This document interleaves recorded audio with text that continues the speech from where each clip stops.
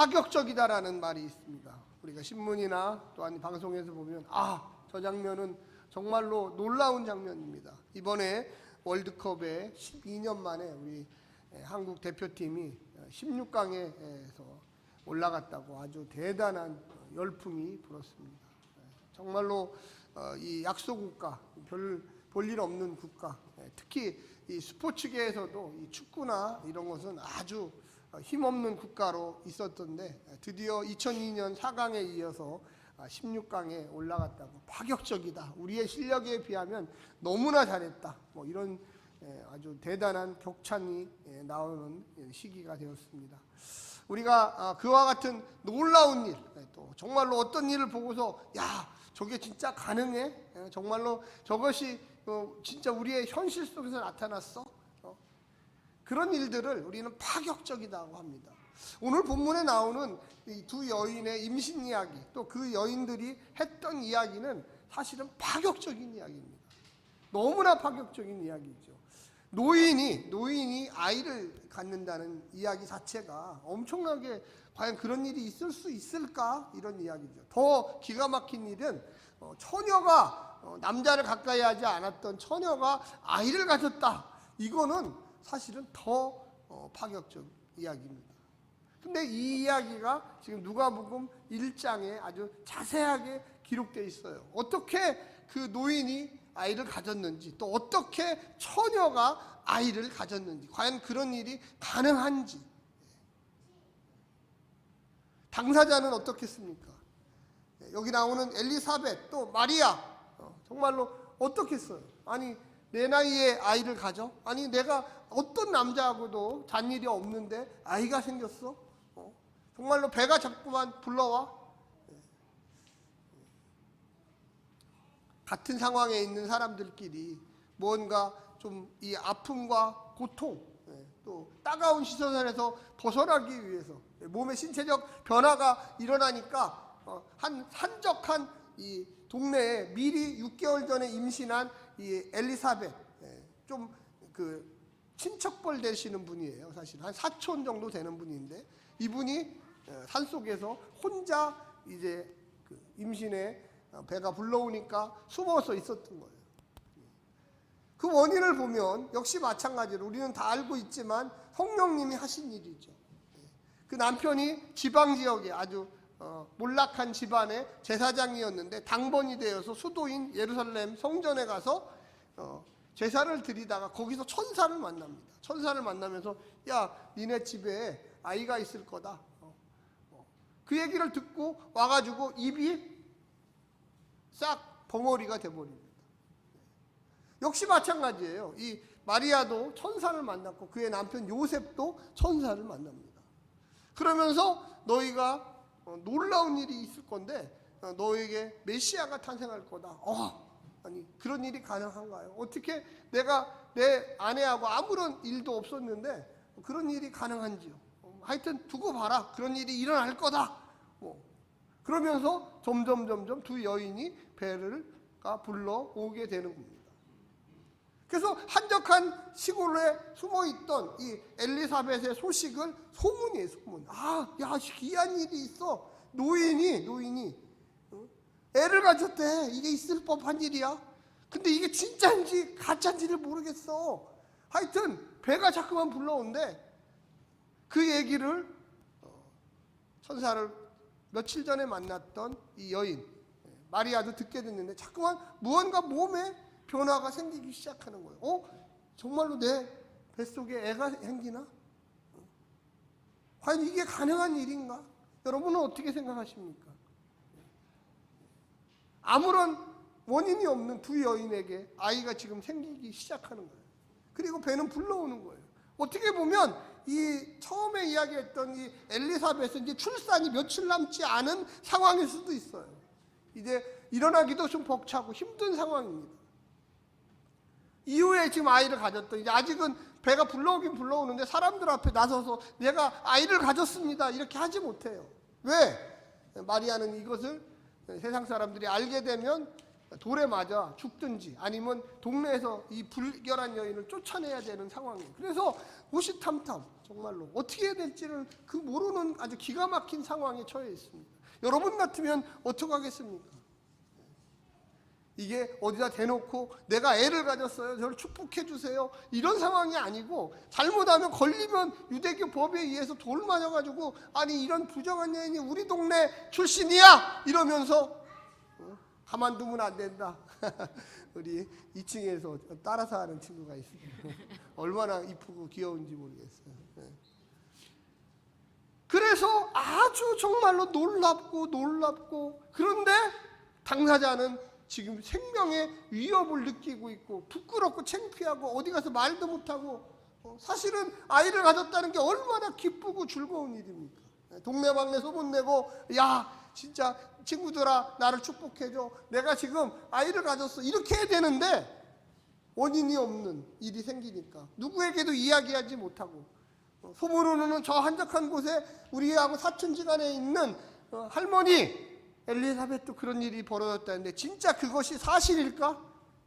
그냥 뜬 소문일까? 아파서 드러나 있는데 그와 같은 와전된 소문들이 나온 것일까? 오늘 본문에 그와 같은 일들이 처음에 이렇게 나옵니다. 이때 마리아가 일어나 빨리 산골로 가서 뭔가 같은 이 아픔을 나누는, 그 뭐 동명상명이라고 한가요? 그래서 뭔가 내가도 좀 위로를 받고 싶고 내 몸에 변화가 막 일어나는데 좀 정보도 좀 얻고 싶고, 이게 어쩌던 일인지. 그런데 어떻게 노인도 그런 일이 있다? 그러면 그 노인도 어떤 변화가 있을 텐데 내가 좀 가서 물어봐야 되겠다. 그래서 빠른 속도로 그 있는 곳을 향하여 나아가는 장면입니다. 불안, 그리고 아픔, 어떻게 보면 내적인 그 고통, 이런 것들이 복합적으로 이 한 구절에 다 나와 있어요. 빨리 산골로 들어갔다. 자신도 피해야 되고 먼저 피하고 있는 사람에게 좀 가서 할머니에게 물어 좀 봐야 되는 그런 상황이에요. 그래서 유대 한 동네에 이르요 40절에 보면 사가랴의 집에 들어가 엘리사벳에게 문안하니, 여러분 여기서 중요한 게 문안하니예요. 문안하다는 건 뭐냐면, 할머니 진짜로 임신했어요? 진짜로 아이를 가졌어요? 어떻게 보면 상당히 비천한, 뒤에도 나오지만 상황이 안 좋은, 아주 문제가 심각한 두 여인이 맞닥뜨린 거예요. 근데 놀라운 것은 그때 그곳에 성령님이 임하신다는 거예요. 할렐루야. 네. 왜 그러냐면 원인을 성령님이 하셨잖아요. 하나님이 하신 거예요. 우리가 인생을 살다 보면 그런 느낌을 받아요. 우리가 고통 가운데 있다, 어려운 가운데 있다. 그런데 막상 만나보면 그곳에 하나님의 역사하심이 있어요. 할렐루야. 고통 가운데 주님을 만나요. 사실은 우리가 너무 행복합니다, 너무 기쁩니다, 이것은 사실은 너무 안타깝습니다, 너무 힘듭니다. 그런데 그것이 완전히 뒤바뀌면서 상황이 바뀔 때 그런 희열과 기쁨을 느껴요. 아까 축구 얘기도 제가 말씀드렸지만 우리는 16강에 못 간다, 너무 강호들을 만났다, 우루과이를 만나고 가나를 만나고 세계에서 축구 제일 잘하는 그런 나라를 만났다. 세 팀 다 너무 잘하는 나라야. 우리는 거의 떨어질 거다. 그래서 마지막 게임에서도 별로 기대 안 했어요. 설마. 그런데 기적이 일어났어요. 만약에 우리가 너무나 축구를 잘하고 너무나 축구를 못하는 팀을 만났다, 그러면 우리가 떨어질랴, 그냥 이길 거야, 이겨도 그냥 그래, 우리가 원래 잘하니까. 그런데 세 팀 다 너무 잘하는 팀. 그러니까 한 팀 한 팀이 너무 버거워. 정말로 어떻게 할지는 모르겠어. 그런데 마지막 경기에서 이겨서 극적으로 하니까 이 한국 땅 전체가 들썩거리면서 기뻐하고 환호해요. 그래서 고통이 크면 그 고통을 이겨내면 기쁨도 크다는 거예요. 할렐루야. 네. 우리가 어려운 터널을 지날 때, 그때 주님 만나고 하나님 이거 어떻게 하지요? 이거 절대로 제 힘으로는 불가능합니다. 사실은 이 두 여인의 만남은 그런 만남이었어요. 여러분 41절을 크게 한번 읽어주십시오. 시작. 엘리사벳이 마리아가 문안함을 들으매 아이가 복중에서 뛰르는지라 엘리사벳이 성령의 충만함을 받아. 여러분 보십시오. 엘리사벳도 지금 불안하고 마리아도 불안하고 다 불안해요. 근데 두 여인이 만나니까 문안하니까 인사하니까 갑자기 이 엘리사벳의 배에 있던 아이가 막 태중에서 막 흥분을 해가지고 놀라는 거예요. 제가 임신을 안 해봐서 잘 모릅니다, 사실. 근데 여기 대부분 우리 어른분들은 임신을 하셔서 아이를 다 출산해 본 경험이 있어요. 아마 뱃속에 있는 아이가 뛴다라는 거 제가 잘 표현을 못하겠지만 굉장히 뭐 발로 찬다고 그럴까요? 뭐 어떻게 표현할지는 모르겠어요. 근데 갑자기 마리아가 들어와서 할머니 하는 순간에 이 아이가 막 배에서 놀다라는 뜻은 무슨 뜻입니까? 재밌다는 뜻이죠. 뭔가 기쁘다는 뜻이죠. 뭔가 막 그러니까 덩달아 이 엘리사벳도 어머니죠. 침례 요한의 어머니도 기뻐서 와 이게 도대체 왜 그러지? 아니 마리아가 왔는데 왜? 그런데 그때 하나님의 성령이 임하는 거예요. 할렐루야. 여러분 성령님이 임하면 내 마음대로 안 돼요. 성령님이 임하면요 방언이 터지고 예언이 터지고 병자가 고쳐지고 할렐루야. 아멘. 저기 울림이 있으니까 제가 되게 좋아요. 기대의 심리가 있네. 내가 하면 또 왜? 하나님의 성령이 임하면 내 뜻대로 내가 이렇게 해야지 저렇게 해야지 이게 안 된다니까요.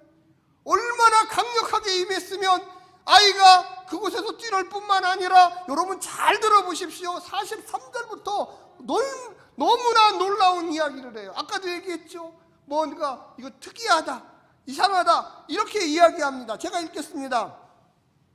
큰 소리로 42절입니다. 불러 이르되 큰 소리로 여자 중에 내가 복이 있으며 내 태중의 아이도 복이 있도다. 여러분 이게 굉장히 특이한 얘기예요. 여러분 보십시오. 지금 불안에 떨고 있는 마리아가 들어와서 할머니 했는데 아이가 뛰놀면서 그 다음에 큰 소리로 엘리사벳이 어떻게 보면 위로에 말릴 수도 있어요. 야 여인 중에 네가 복되도다. 너의 아이가 복되도다. 할렐루야. 여러분 우리가 만약에 어떤 아이가 임신을 했어요. 그래서 이제 첫 임신을 해서 찾아가서 무슨 얘기를 주로 합니까? 아유 배 모양이 보니까 큰 애 보니까 애가 앞으로 크게 될 것 같아. 아이가 보니까 정말로 부모의 성품을 닮아서 앞으로 위대한 믿음의 사람이 될 것 같아. 다 이렇게 얘기할 수 있죠, 그죠? 그런데 43절에 보면 이렇게 합니다. 잘 보세요. 이제 여기까지는 42절까지는 일반적인 얘기예요. 근데 43절이 굉장히 중요합니다. 여러분 한번 같이 한번 읽어볼까요? 시작. 내 주의 어머니가 내게 나오니 이 어찌된 일인가. 여러분 아까 42절에서는 잘 될 거야. 그 아기가 복돼. 진짜 멋있어. 근데 43절에 와서 확 바뀌었어요. 내 주의 어머니가 내게 나오니. 여러분 마리아가 어려요 나이가. 처녀예요 처녀. 그리고 엘리사벳은 할머니예요. 그런데 그 마리아에게 내 주의 어머니가 내게 나오니 이 어찌된 일이냐. 그러면 엘리사벳의 할머니가 내게 나온다는 거지. 엘리사벳의 어머니가 나온다는 거예요. 내 주의 어머니가 내 배에 있는 아이의 어머니 정도가 아니라 어머니의 어머니가 지금 내게 옵니다. 그런 뜻이에요. 이게 도대체 무슨 뜻입니까? 44절에 보면 보라 내 문안하는 소리가 내 귀에 들릴 때에 아이가 내 복중에서. 이거 말은 뭐냐면 내 태에 있는 이 침례 요한이 예수님을 보고 경배하는 거예요. 뛰놀았다라는 거는 와 이제 오셨습니까? 왜 지금 오셨습니까? 아니 이게 말이 돼요? 똑같이 애기가 가졌으면 애기 가진 거지. 갑자기 애기가 막 좋아서 왜 이제 왔어요? 이거를 누가 하는 거예요 지금? 엘리사벳이 하고 있는 거죠. 내 주인의 어머님. 어마어마한 얘기를 지금 하는 거예요. 이거는 사가랴가 하고 싶어서 하는 게 아니라 성령님이 그 마음을 막 흥분시켜서 자기도 모르게 막 튀어나오는 거예요. 우리가 사람이 너무 기쁘면 너무 기쁘면 그렇죠? 너무 기쁘면 안 해야 될 말도 막 하죠. 어떻게 할지를 몰라요. 어떻게 할지. 우리가 과연 예수님의 이 탄생 이야기들을 자세하게 보면 사실은 이제 그 이후에 마리아가 하는 일은 더 멋있는 얘기가 나와요. 정말로 우리가 예수님을 다음 주에 성탄절인데 그런 자세로 기다리고 있나요? 정말로 그냥 한 12월 달 되면 성탄절이 있어 그냥 하나 지나가는 이야기처럼 정말로 기쁨과 환희와 그 메시아가 나를 위해서 오셨고 하나님의 아들이 나를 위해서 오셨노라 이렇게 생각을 하시나요? 그분이 정말로 나를 위하여 십자가에서 죽으시고 내게 영원한 생명을 주셨다고 여러분 믿으시는가요? 그냥 겨울에 한 파티가 있고 한 즐거운 일이 있는 거지. 이 정도지. 정말로 나도 모르게 와 그분이 정말로 그런 분이었어. 여러분 거기 보시면 이렇게 나옵니다. 45절에 우리 같이 한번 읽겠습니다. 시작. 주께서 하신 말씀이 반드시 이루어지리라고 믿는 그 여자에게는 복이 있도다. 할렐루야. 그 여자에게 네가 그것을 믿느냐? 믿느냐? 여러분 엘리사벳에게만 성령님이 임한 게 아니에요. 46절에 그것을 받아서 내 주의 어머니가 내게 나오니 너무 기쁩니다. 이거를 젊은 처녀가 그 얘기를 듣고 이게 도대체 무슨 얘기일까? 46절에 이르면 마리아가 이르되 내 영혼이 주를 찬양함. 이제 거기다 응답을 하는 거예요. 응답을. 47절 보여주세요.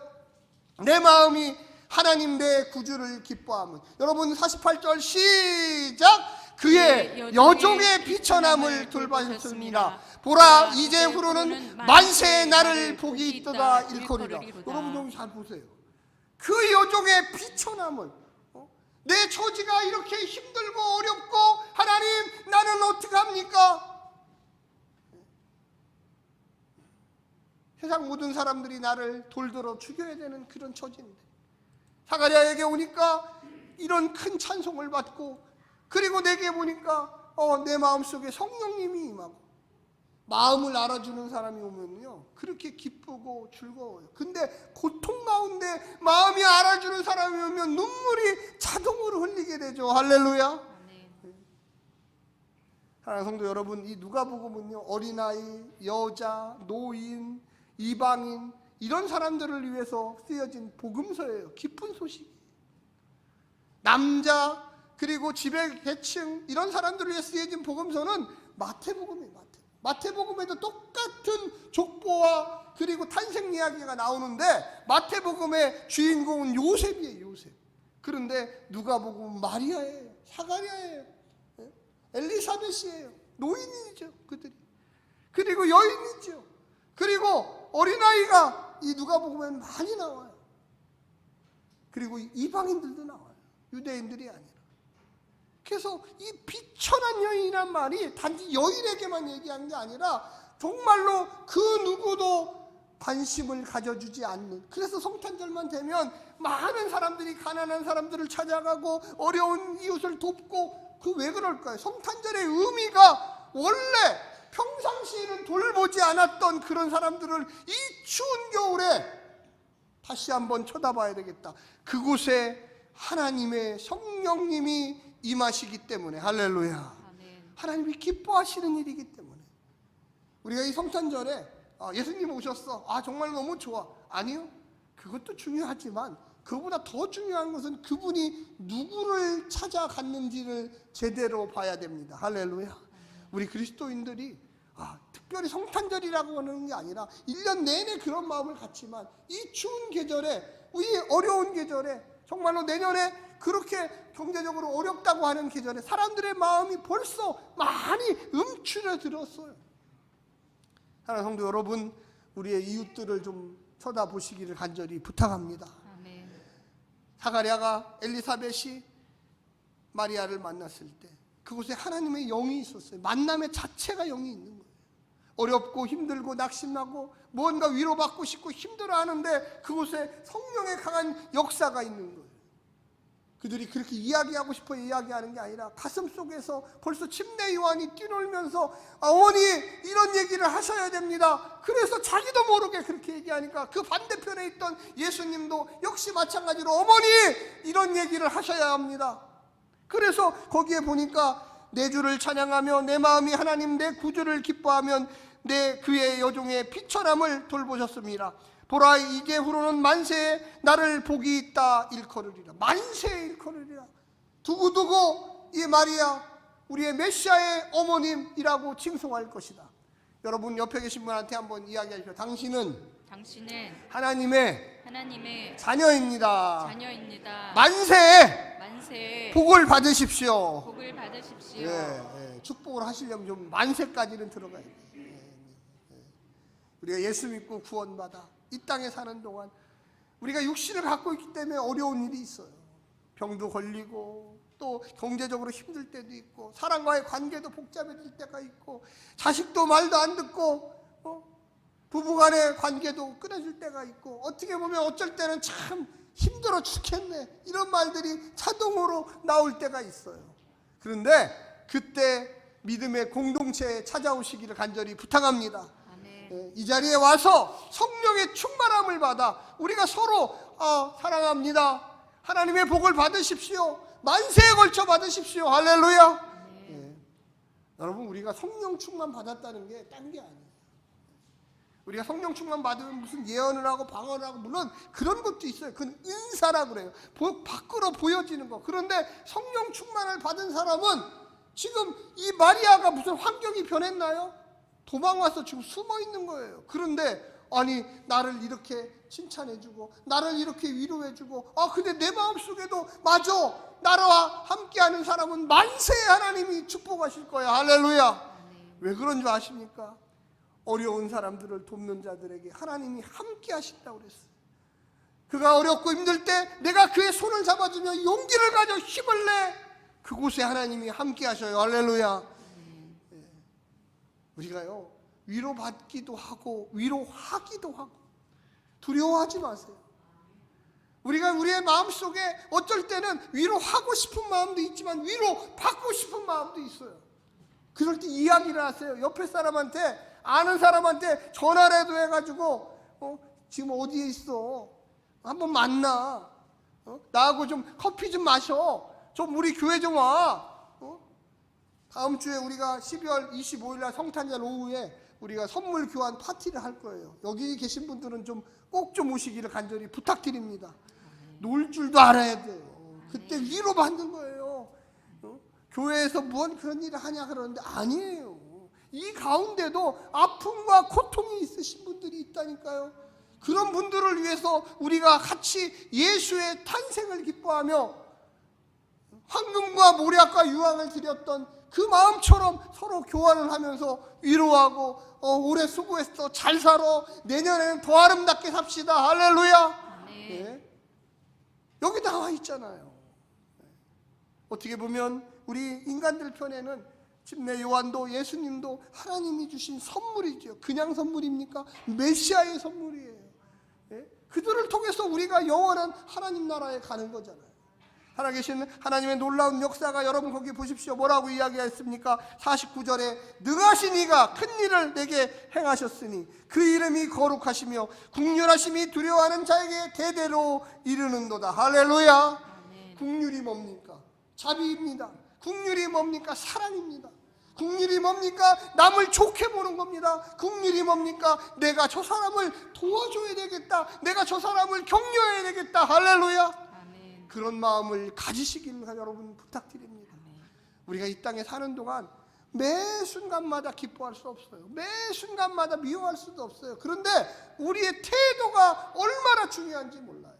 사랑하는 아내, 사랑하는 남편, 사랑하는 자녀, 사랑하는 성도, 사랑하는 목사님, 사랑하는 사모님, 사랑하는 집사님, 사랑하는 장로님, 사랑하는 권사님. 할렐루야. 우리의 입술에서 그냥 장로님, 그냥 집사님이 아니라 겸손하신 우리 권사님. 이 말 한마디가 그 사람을 녹이는 거예요. 우리 옆에 계신 분들에게 한번 이야기 좀 합시다. 사랑하는 성도님. 예, 크게 좀 한번 해주세요. 크게. 사랑하는 형제님. 사랑하는 자매님. 예. 혼자 앉으신 분들은 옆에 분하고 좀 짝 좀 지어서 한번 얘기하세요. 큰 소리로. 이게 작은 소리로 하면 안 돼. 하실 때 큰 소리로 하세요. 진실한 마음의 위로라. 지금 여기 50절에 그렇게 이야기하는 거 아닙니까? 예? 긍휼하심이 두려워하는 자에게 대대로 이르는도다. 긍휼하심이 그의 팔로 힘을 보이사 마음의 생각이 교만한 자를 흩으시고 예? 권세 있는 자들을 그 위에서 내리치셨으며 비천한 자를 높이셨고 얼마나 많네. 하나님이 그렇게 만들어준다는 거예요. 우리가 어려운 사람, 고통의 사람, 지금 마리아가 고통의 사람이잖아요. 예? 엘리사벳도 고통의 사람이에요. 우리의 마음속에 그런 마음들이 들 때마다 하나님이 우리에게 좋은 것을 주시고 능력으로 우리를 붙들어 주셔요. 우리의 말 한마디가 그 사람을 감동시킬 뿐만 아니라 하늘에 계신 하나님을 감동시킨다는 거죠. 53절에 보면 줄이는 자를 좋은 것으로 배불리셨으며 부자는 빈소로로 보내셨도다. 할렐루야. 여러분, 우리가 신앙 안에서 연대할 때, 우리가 이렇게 어렵고 힘들 때 서로 안아주고, 우리 교회 지금 병자로서 힘들어하는 가정들이 많이 있잖아요. 제가 기도하고 우리 금요기도회 때 또 모여서 기도해요. 그분들 한 분 한 분을 이름을 불러가면서 저는 하나님이 반드시 역사하리라고 저는 믿습니다. 아멘. 여러분, 금요기도회도 안 나오셔도 제가 다 기도하고 우리 성도들이 함께 기도하고 멀리 계셔도 우리가 그분들의 이름을 불러가며 기도하고, 저는 정말로 뜨거운 은혜의 장중에 있다고 저는 믿습니다. 아멘. 거기 54절에 보면 그 종 이스라엘을 도우사 긍휼히 여기시고 기억하시되 55절에 우리 조상에게 말씀하신 것과 같이 아브라함과 그 자손에게 영원히 하시리로다. 할렐루야. 아멘. 함께 하신다는 거예요. 함께 하신다는 거예요. 여러분도 영적으로 아브라함의 후손들입니다.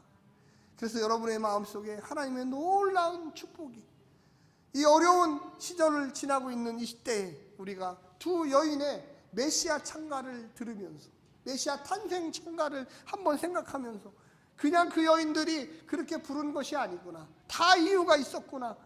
그 고통과 어려움 속에 두 여인이 만나서 서로를 위로하며 사랑하며 서로에게 격려하며 우리의 이 기도를 하나님이 반드시 들으시리로다. 할렐루야. 성령님이 하셨잖아요. 그러니까 반드시 응답이 있는 거예요. 저는 우리 행복한 교회 성도들이 모두 다 이 어려운 시기에 격려의 말을 하고 위로의 말을 하고 용기의 말을 하고, 우리 주변에 찾아보면요 많아요. 우리가 그를 붙들어야 돼요. 내 상황이 힘든데, 아니요, 여러분의 상황은 너무나 좋은 것입니다. 할렐루야. 내가 아픈데, 아니요, 여러분은 벌써 성령님이 함께 하시잖아요. 성령님이 없고 건강한 사람이 더 위험한 사람이에요. 성령님이 없으면서 돈만 많은 사람이 훨씬 불쌍한 사람이에요. 그를 손에 붙잡고, 당신이 돈은 많지만 주님이 함께 하시지 않지, 예수 믿고 구원받고 예수 안에 와서 영원한 생명을 받으세요. 할렐루야. 아멘. 우리는 먼저 경험한 사람들입니다. 엘리사벳과 마리아가 상황적으로 보면 하나도 좋은 상황이 아니에요. 그런데 서로 격려하며 서로 위로하며 만나기만 해도 그곳에 성령님이 함께 하시며, 할렐루야. 아멘. 어려운 이웃들을 좀 찾아보십시오. 어려운 친척들을 찾아보십시오. 신앙생활 잘하다가 낙심 중에 있는 성도들에게 전화를 하십시오. 만나자고 하십시오. 만나면 그곳에 하나님의 역사가 일어납니다. 할렐루야. 기도하겠습니다.